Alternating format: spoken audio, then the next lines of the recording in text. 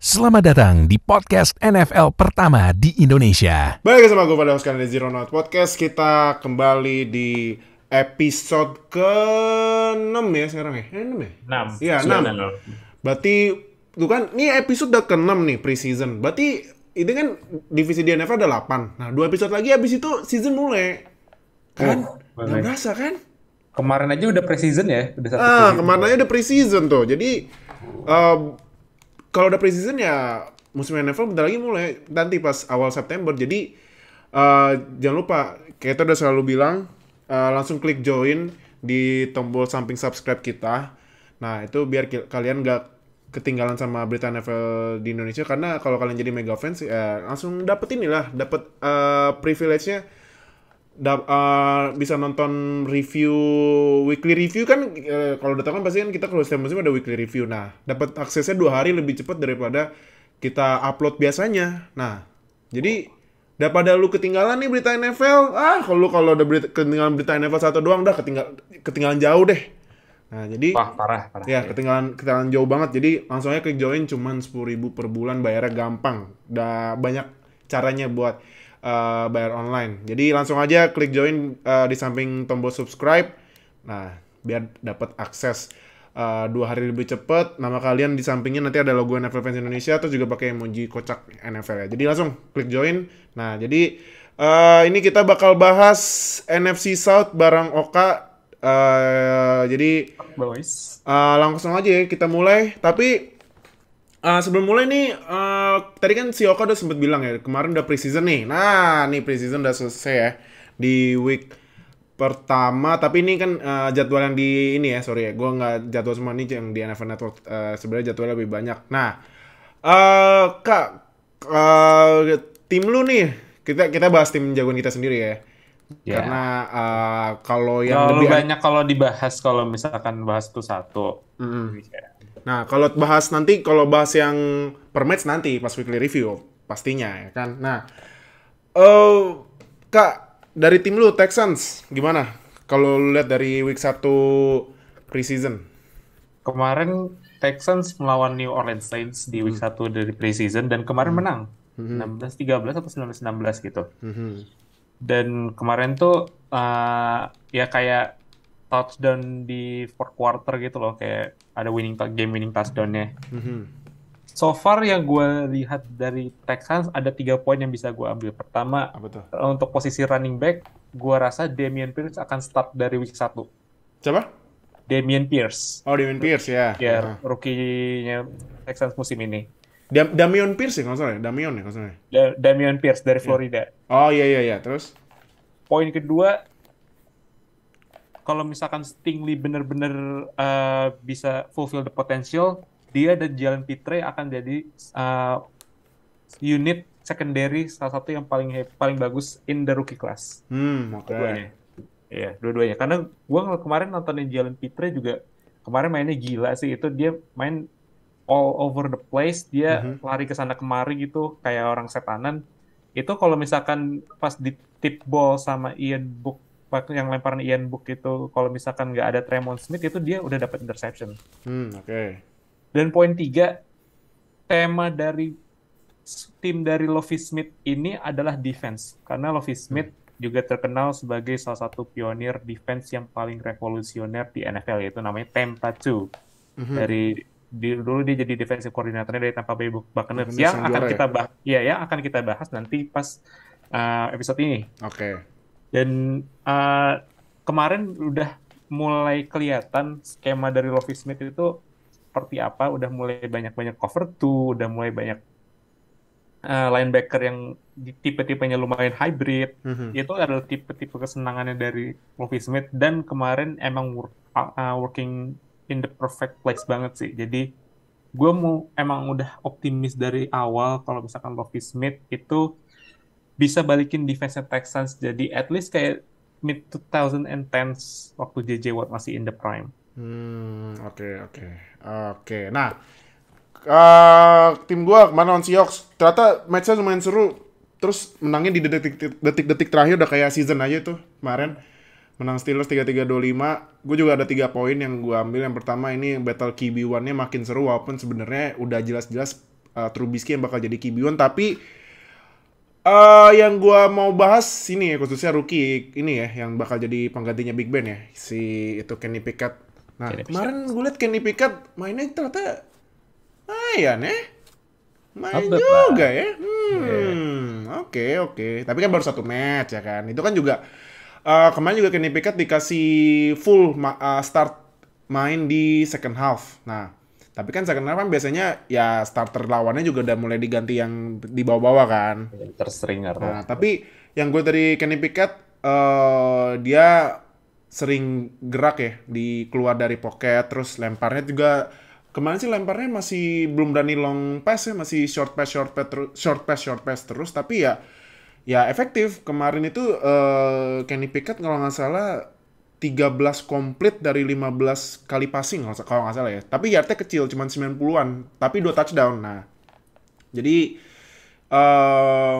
kalau dikasih nilai buat Kenny Pickett, debutnya gue kasih 7,5 lah dari 10. Karena gue belum lihat gimana dia kalau lagi long pass. Kemarin juga dia sempat bikin kesalahan fatal ya. Karena di fourth down, dia itu udah deket, sempat play action, lari ke kanan, tapi karena kelamaan kena sack. Nah, jadi itu udah ya kesalahannya mungkin bisa diminimalisir ya, karena kan masih preseason lah ya, kan preseason ya kata orang sih preseason doesn't mean a thing ya. Ya tapi kalau misalnya buat ngelihat rookie itu masih means a thing gitu. Karena ada lagi Sebenarnya rookie yang kalau misalkan gue bilang itu preseason itu sebenarnya penting untuk pemain-pemain yang lagi trying to make a roster. Nah, benar. Nah, karena singkat cerita di dalam tim NFL itu ada 53 orang. Sekarang tiap tim itu ada 90 orang dan kayaknya kemarin baru juga roster cuts. Iya. Jadi pengurangan roster cut dari 90 jadi 85. Betul. Nah, pemain-pemain yang musim lalu itu not make a team atau masih rookie, itu pasti mainnya udah total banget kalau udah di preseason. Jadi gua rasa preseason pun juga bukan sesuatu yang sepele. Mungkin sepele buat yang starter. Nah, tapi kalau misalkan buat pemain-pemain muda atau pemain-pemain yang lagi emang butuh bisa masuk roster, itu adalah make it or break it mereka. Betul. Ya. Ya mungkin karena kan yang bilang doesn't mean anything kan itu ya, penonton ya. Padahal gue sih tetap nonton preseason karena ya gue mau lihat ini tim jagoan gua buat yang di bawah first string ini udah siap belum gitu kan. Karena kan takut ya kan di regular season ya kemungkinan cedera tinggi ya kan, starter. Nah, ini yang buat gantiin udah siap belum gitu. Nah, ngomong rookie lagi, gue juga mau bahas nih satu rookie kemarin yang wah gila sih ini sekarang lagi digoreng-goreng ini karena ada meme yang di-post sama NFL dijadiin header Twitternya, terus juga ada dapat julukan baru ya karena kan ada rapper namanya NBA Youngboy, ini jadi namanya NFL Youngboy, itu George Pickens. Gila sih. Gue seneng banget anjir, mainnya bener-bener gimana ya? Gue liat George Pickens kemarin mainnya bukan kayak rookie wide receiver loh, kayak veteran beneran. Dia main di sideline bener-bener sideline catch-nya gue nggak bilang bagus ya, mayan. Terus juga touchdown-nya udah di pojokan, dia terus toe tap pas banget lagi di corner end zone. Wah gila sih. Emang deh Steelers kalau urusan nyari WR di luar first round emang jago. Nah apalagi kan ini kan Pickens ini menurut gue ya, Pickens ini kayaknya bakal jadi AB versi 2.0. Wow, Ya, AB. karena kemarin juga ya Pickens pas touchdown ini joget-joget AB yang gini-gini, apa sih yang gini-gini, apa sih gue lupa itu, jogetnya gitu. Makanya gue bilang dia bakal jadi AB 2.0, tinggal ini aja apa ngekontrol kontrol kelakuannya aja. Terus juga kan kemarin sempat ada highlightsnya yang dia lagi run play, dia ngedorong CB-nya sampai jatuh, buset dah, sampai mentah. Kayak dia dulu di Georgia. Jadi menurut gue ya regenerasi WR-nya Steelers ya lagi-lagi ada lagi potensi bagus. Tinggal ini aja nih kemarin Calvin Austin nggak main, paling di week 2 ntar main disuruh jadi slot dia gitu. is a big guy, dia 6'3" loh. Apa? Dia tinggi loh itu. Iya. Bukannya yang kayak tingginya rata-rata gitu, tapi dia ukurannya gede untuk seorang wide receiver loh. Iya, makanya jadi udah tinggi, terus sideline catch-nya bagus, jadi ya Tapi kan masih satu match ya. Gue melihat yang match keduanya nih. Kalau misalnya Pickens mainnya konsisten nih, mungkin bisa jadi sleeper ini di fantasy. Karena di depth chart-nya Steelers dia di depth chart 1 tapi buat WR3-nya gitu kan, WR1 tetap Diontae.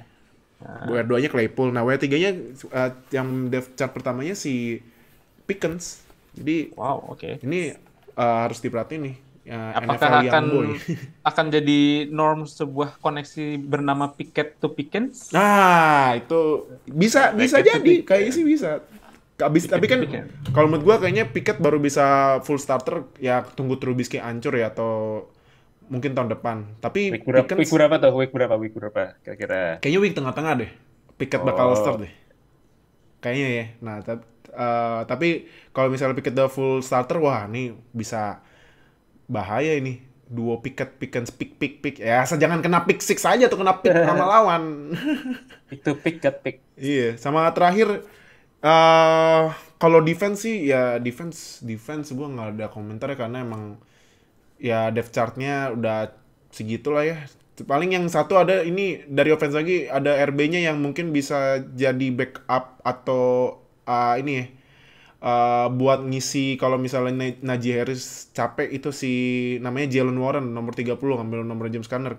Sempet ada hype-nya di training camp-nya Steelers. Nah, kemarin mainnya juga lumayan. Jadi ya gue mau lihat lagi tuh Jalen Warren ntar di week 2 sih. Gimana dia bisa nggak dapat carry lumayan banyak, terus juga mainnya efektif gitu. Karena kemarin juga Jalen Warren bikin touchdown nangkap dari lemparannya Kenny Pickett sih gitu. Makanya itu kalau tim gue. Nah, buat kalian gimana reaksi tim jagoan kalian habis nonton week 1 preseason? Langsung tulis aja di komen ya. Atau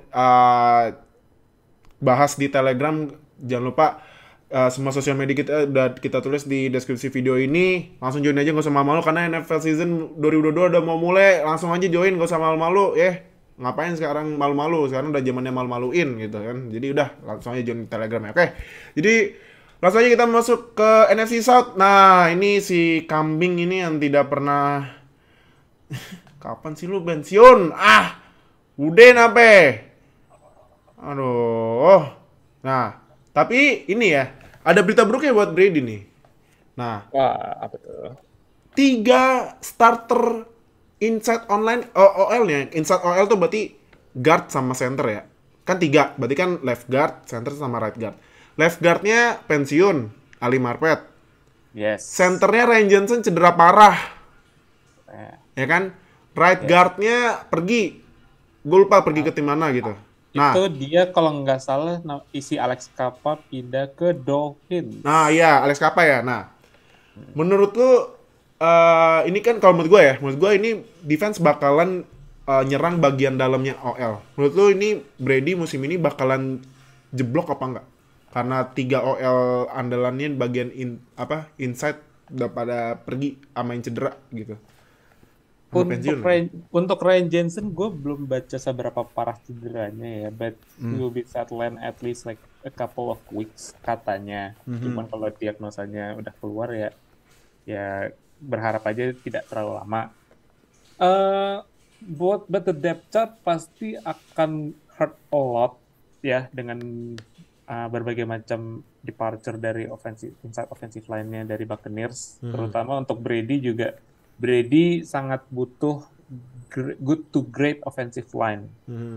Ya, seperti yang kita tahu lah di Patriots, dia kan juga punya at least top 15 offensive line unit. Untuk tackle, gue nggak akan menyaksikan Buccaneers karena Tristan Wirfs dan juga Donovan Smith itu udah guaranteed starter, but the inside mungkin akan jadi isu ya untuk beberapa week awal selama Ryan Jensen belum balik. Tapi mereka juga dapat Shaq Mason dari Patriots. Ya. Kalau nggak salah itu dirilis atau di trade ya? Di trade.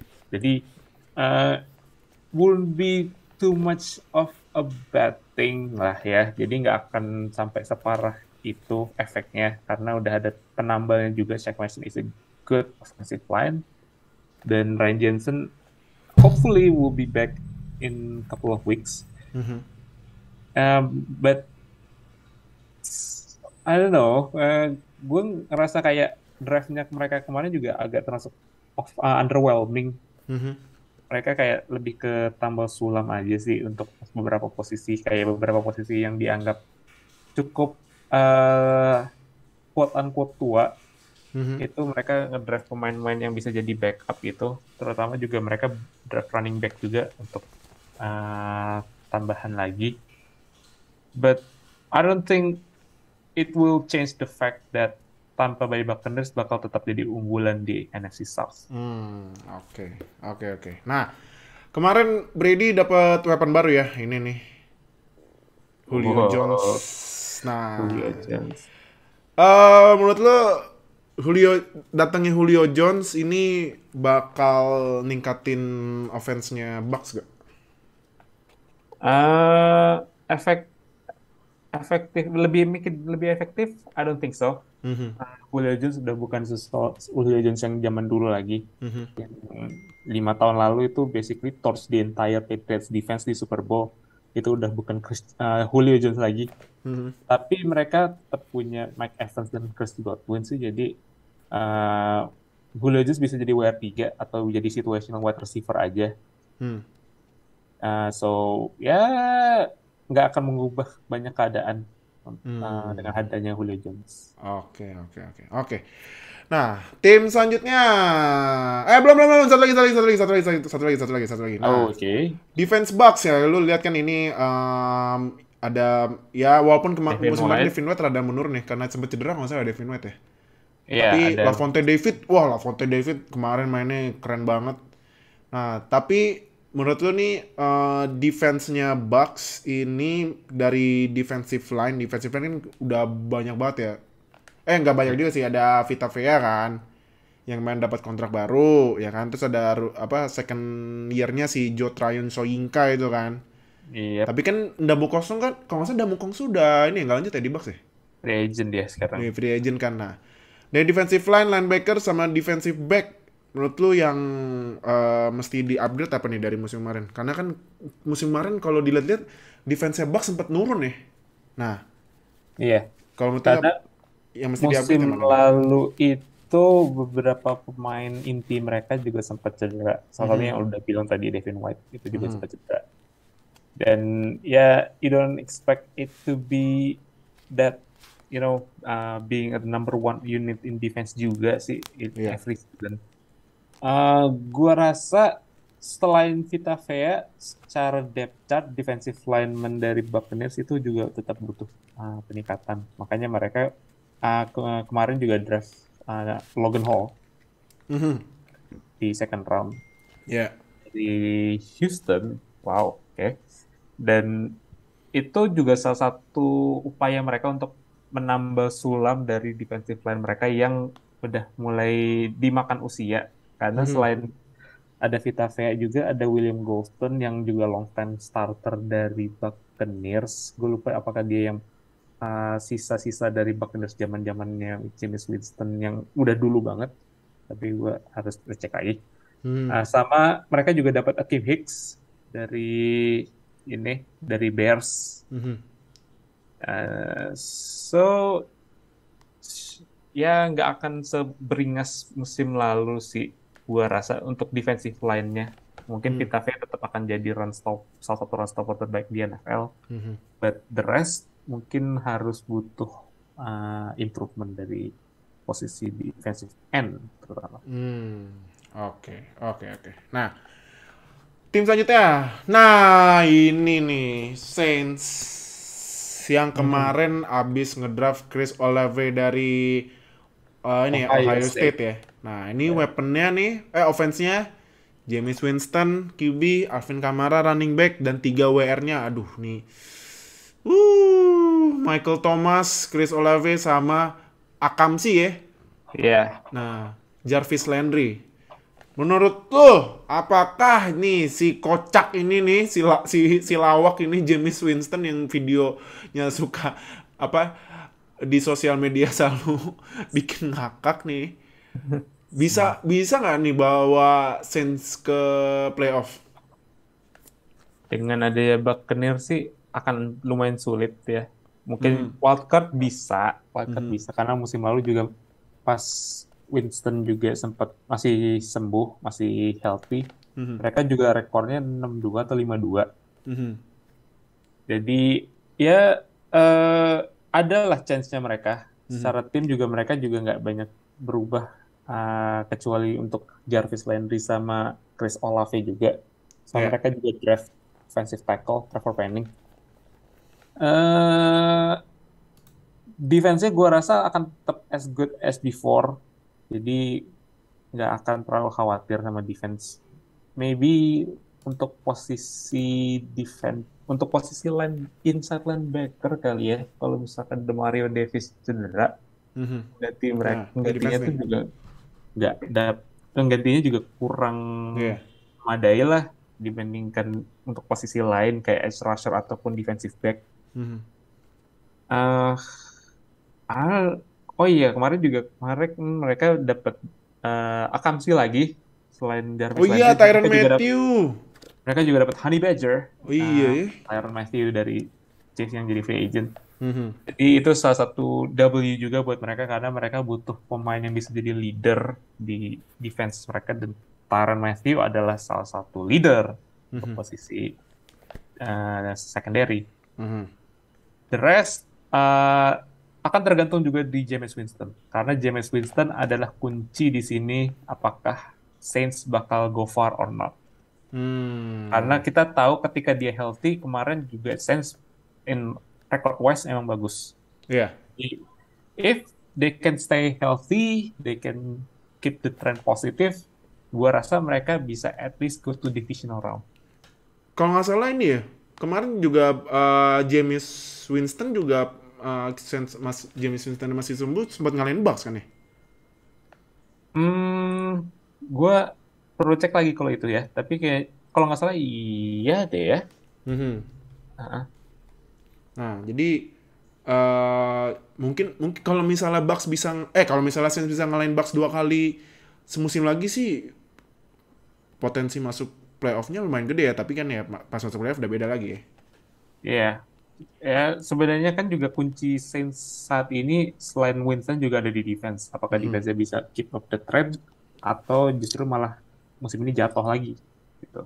Kuncinya ada di situ.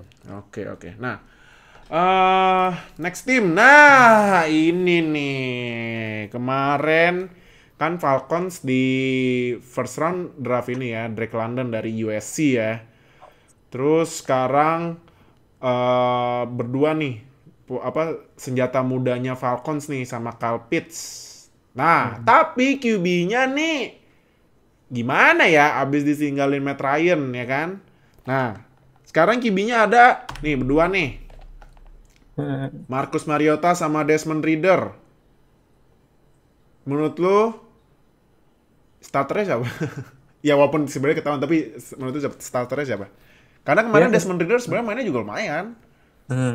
Tapi gimana nih? Kalau betul gimana nih kondisi QB-nya Falcons sekarang nih? Apakah bakalan udah fix satu nih sepanjang musim atau tiba-tiba ntar tengah musim bakalan ganti gitu? Apa gimana? sesuai dugaan lu sih, itu pasti akan week 1 akan jatuh ke Marcus Mariota. Gue justru lebih optimis dibandingkan beberapa orang-orang lain karena gue ngelihat Mariota ini akan cocok dengan offense dari Arthur Smith. Arthur Smith dulu adalah offensive coordinator di Titans. Dan Titans juga salah satu tim yang punya run game yang bisa dikatakan salah satu yang better than other NFL team. Dan gue rasa Marcus Mariota itu akan cocok dengan offense yang akan dibawa oleh Arthur Smith karena musim lalu pas Arthur Smith masih first year coach, dia punya Matt Ryan di posisi quarterback yang secara skill set itu jauh tidak cocok dibandingkan skemanya dari Arthur Smith pas di Titans. Di Titans, Arthur Smith punya selain Ryan Tannehill juga kan, terus habis itu juga punya Marcus Mariota yang notabene dua-duanya adalah QB yang bisa dibilang cukup mobile. Kalau Matt Ryan dia adalah pocket passer, dia beda dibandingkan Marcus Mariota. Ya. Jadi dengan Matt Ryan udah cabut ke Colts dan Mariota sekarang jadi starter, ya ada sense of optimism lah di fans Falcons kalau si Marcus Mariota ini bisa balik lagi jadi kayak performanya dia pas second year dia yang bisa dibilang musim terbaiknya dia di NFL. Oke. Desmond Reader, Desmond Reader, maaf, belepotan. Desmond Reader gimana menurut lo? Apakah nanti situasinya mirip-mirip kayak gue bilang tadi, kayak Kenny Pickett, kalau misalnya nanti Mariota ngaco, Desmond Reader masuk, atau misalnya disuruh duduk dulu kayak Mahomes dulu, kasih Mahomes treatment, belajar dulu di sideline satu musim, baru musim keduanya start, gimana betul? Situasi dia tuh sama kayak Pickett dan juga Malik Willis ya, yang Malik Willis kita udah bahas kemarin bahwa even though secara performance dia bagus, tapi ya kita harus lihat lebih jauh lagi dan dia masih perlu banyak belajar lah ya. But Desmond Reader is a winner di college. Dia di Cincinnati 4 Cincinnati. tahun itu salah satu QB yang ya bisa dibilang punya winning mentality lah. But at the same time dia juga masih banyak flaws di gamenya, terutama sebenarnya dia agak mirip sama Malik Willis. Jadi is a mobile QB, terus akurasi juga masih harus ditingkatin, but still pretty good quarterback. Jadi dia pasti akan jadi second string untuk sekarang. Jadi dia akan belajar dulu dari Marcus Mariota ataupun gue lupa QB satu lagi dari Falcons itu hold on. Kemarin sempat main ya? Ya, someone agak random juga Iya, namanya. bukan Josh Rosen ya, Rosen dari Browns. Terus Rosen dari Browns. Nggak tahu, ini kayaknya dia mau mecahin rekornya Josh Johnson ya. Josh Johnson kan kemarin sempat di post katanya 15 tim ya. 14. 14. 14 di NFL dan sisanya ada di XFL, Iya, EFL dan udah banyak segala banget macam. ya. Itu Oh tinggal- ini, siapa ya satu lagi? Kemarin nggak main ternyata, cuman 2 doang. Iya, Ada. jadi sebenarnya ya ini adalah two-way race antara Marcus Mariota sama Desmond Reader. Tapi gue melihat Marcus Mariota pasti akan jadi week 1. Karena secara pengalaman juga ya jelas lah. Reader adalah rookie. Mariota udah tahun ke-7. Dia tuh barengan Winston juga tuh. Jadi mungkin ini bisa kita lihat ntar di NFC South. Antara Falcons lawan Saints. Antara dua former number 1 overall pick lawan number 2 overall pick di 2015 antara Winston lawan Mariota. Oh, Nah, bener. itu salah satu ya daya tariknya dari Falcons saat ini. Oke. Nah, next. Nah, ini lagi nih. Nih kalau jujur ya, NFC South itu kondisi QB-nya pada nggak jelas sih kecuali Bucks ya. Kalau Saints kan ya tunggu Winston kapan sembuh dari cedera kan. Kalau tadi Falcons, nah ini juga, aduh ini gimana ini ya, ini ya di Panthers itu ada 4 QB, kemarin itu pas preseason Panthers mainin 4 QB loh. Baker Mayfield, Sam Darnold, PJ Walker sama siapa tuh namanya? Bukan Sam Howell mah di Commanders. Rookie ya, aduh gue lupa namanya. Matt Corral. Matt Corral, nah iya Matt Corral, aduh sorry gue lupa. Nah, ini gue bingung sama ini tim ya. Ini jadi siapa nih starternya QB1 Panthers siapa ya? Ya ada keuntungannya mereka nggak ada di market yang lebih gede kayak New York ya. Jadi mereka bisa jadi laughing stock tanpa kelihatan jadi laughing stock. Nah itu. Kalau misalkan kayak Giants atau Jets kan kita bisa ketawa-tawa karena kita tahu kan. Oh ini tim bodoh. Gitu. Iya bodoh, emang bodoh. Tim ini bodoh. Tapi kalau Panthers ini ya low-key komedi juga sebenarnya. Mereka itu dari sejak camp cabut itu juga mereka bingung untuk nyari siapa sih starter gua nanti buat QB. Mereka sempat nyoba beberapa short term option kayak Bridgewater, mereka coba Kyle Allen, terus mereka coba PJ Walker untuk sementara, mereka coba balikin Cam Newton, ya yang I'm back. Terus, habis itu mereka nyoba Sam Darnold. Dan sekarang mereka eksperimen lagi bikin Baker Mayfield. Jadi mereka sekarang punya 2 QB yang barely jadi starter Mereka belum tahu siapa dan mereka bayar 2 QB itu mahalnya luar biasa. Nah, itu makanya. Mahal luar biasa dan mereka belum second contract. Mereka itu Aduh. 5 year option dua-duanya. Dua-duanya 5 year option, lu harus tahu itu. Jadi Sam Darnold ya basically sama lah antara Sam Darnold sama Baker Mayfield in terms of gaji. Jadi mereka bayar 37 juta cuman buat salah satunya itu jadi bench player. Ih, Gitu. gila ya. Jadi ya lucu aja. Gue kirain tuh bukan Panthers yang bakal coba take a chance buat Baker sih. Untuk tim lain, gue kira akan ada tim lain yang coba. But this is comedy at its finest. Mereka masih punya 4 QB. Pas preseason juga mainnya barely good. Iya. Jadi nggak begitu impresif untuk masing-masing. Dan sekarang mereka harus nyari siapa yang bakal jadi starter mereka di week 1. Aduh, pusing deh itu. Ini juga padahal nih ada weaponnya ya. Enggak, nih CMC ntar. Nih ada DJ Moore yang menurut gua sekarang menurut gua DJ Moore sih WR paling underrated di NFL ya. Yes, I'm agree with you. Iya, bukan Terry McLaurin lagi karena nih DJ Moore ini juga ya sebenarnya kondisinya mirip-mirip kayak ini ya, kayak Terry McLaurin ya. Bagus tapi QB-nya ganti mulu. Nah, tapi kalau weapon gue nggak mau bahas DJ Moore karena DJ Moore ya kalau lu beneran nonton lu pasti tahu DJ Moore bagus karena DJ Moore sejak musim keduanya sampai kemarin itu 1K receiving yards streak. Nah, gue mau bahas yang ini nih. Ini nih. Yang cuman main 10 pertandingan dalam 3 musim terakhir kalau nggak salah ya.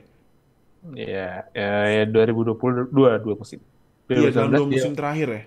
2019 dia hampir jadi offensive player. Oh iya. Nah, ini musim ini CMC beneran semua apa enggak nih menurut lo nih?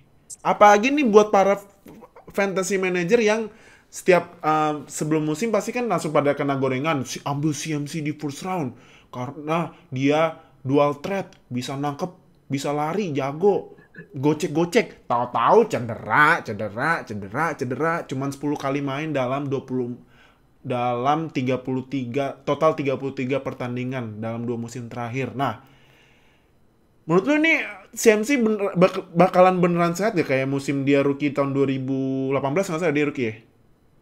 Iya 2017. 2017. Nah, 2017 kan rookie udah bagus. 2018 udah kayak setan kan mainnya. 2019 juga wah gila, tapi 2020 2021 kan. Tapi menurut lu musim ini apakah jadi CMC yang kita tahu yang tukang gocek atau CMC yang kita tahu juga tapi tukang cederaan? Ya dikit dari ini. Ini kalau misalkan di NBA ada namanya Kendall Jenner's Curse. Kalau misalkan di NFL itu ada namanya Olivia Copo's Curse. Nah, itu gimana tuh maksudnya tuh? Jadi Olivia Copo ya model di US itu punya banyak mantan pacar dari pemain NFL. Wah, siapa ya contohnya tuh? Contohnya selain ada CMC, dia juga pernah sama Danny Amendola, terus habis itu pernah sempat katanya sama Tim Tebow, tapi ya itu juga nggak tahu gimana. Tapi setelah mereka pacaran lah ya, itu performanya agak menurun atau sering cederaan. Jadi makanya itu yang bikin orang percaya ada namanya Olivia Copo's Curse. Balik lagi ke CMC. CMC saat ini is too injury prone buat bisa kita percaya jadi RB1. Terutama untuk tim fantasi. Gue masih nggak percaya pas musim lalu pas week 1 ada yang masih percaya CMC is worth number 1 overall pick. Fantasi. Gue nggak percaya dah.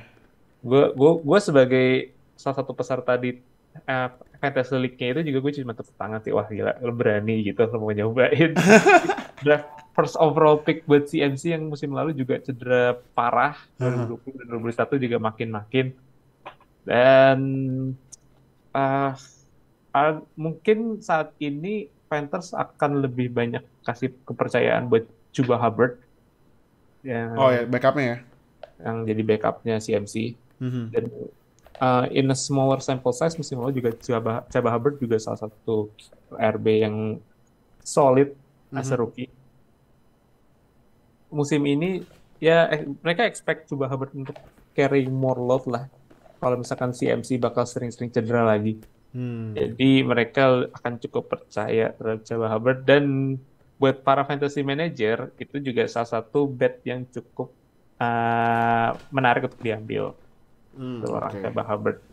Ya, Oke. walaupun dengan musim ini mereka baru aja draft Ikem Ekwonu dari NC State NC ya, State ya. dari NC State. Jadi mereka sekarang udah punya upgrade di posisi offensive line, dan Ikem Ekwonu bisa main di beberapa posisi. It takes more than one offensive line lah untuk bisa bikin sebuah offense yang bagus. Apalagi dengan QB-nya yang seperti itu. Yang gak jelas nih siapa sih QB1-nya. Nah, oke, terakhir prediksi lu NFC South. Apakah kembali two-way race antara Buccaneers lawan Saints, atau ternyata tiba-tiba Falcons sama Panthers gangguin gitu, atau ternyata ya Bucks lagi lah yang udah unggul jauh gitu buat 2022? Lebih mungkin ada two-way race untuk wildcard antara Saints lawan Falcons atau Panthers dibandingkan Saints bisa ngalahin Buccaneers untuk division title. Jadi gue still lock in dengan Buccaneers sebagai division winner. But the second position untuk posisi wildcard mungkin tergantung dari tim-tim lain juga di divisi lain, apakah mereka rekornya bisa jelek juga atau enggak. But kalau misalkan bisa milih salah satu dari NFC South buat nemenin Buccaneers di playoff, gue akan pilih safer bet, yaitu di New Orleans Saints. New Orleans Saints ya. Dengan catatan semua healthy. Ya, dengan catatan semua healthy.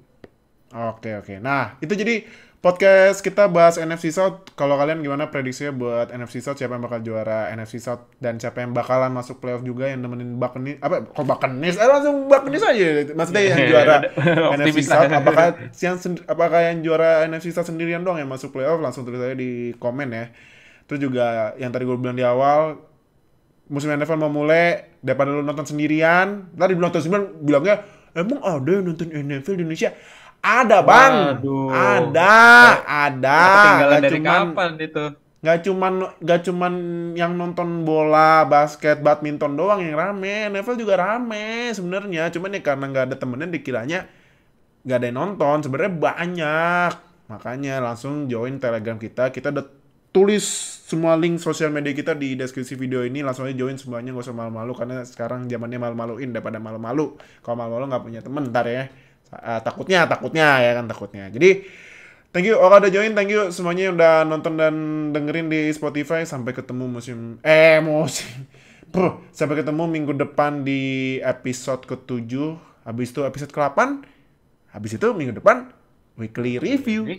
Regular season pertama sampai nanti Super Bowl bulan Februari. Jadi yaudah, sama terakhir jangan lupa klik tombol join biar dapat akses lebih cepat supaya nggak ketinggalan berita NFL Indonesia. Jadi thank you udah nonton dan dengerin. Sampai ketemu di episode minggu depannya. Dadah semuanya. Bye. Terima kasih telah mendengarkan podcast NFL pertama di Indonesia. Sampai jumpa di podcast edisi selanjutnya.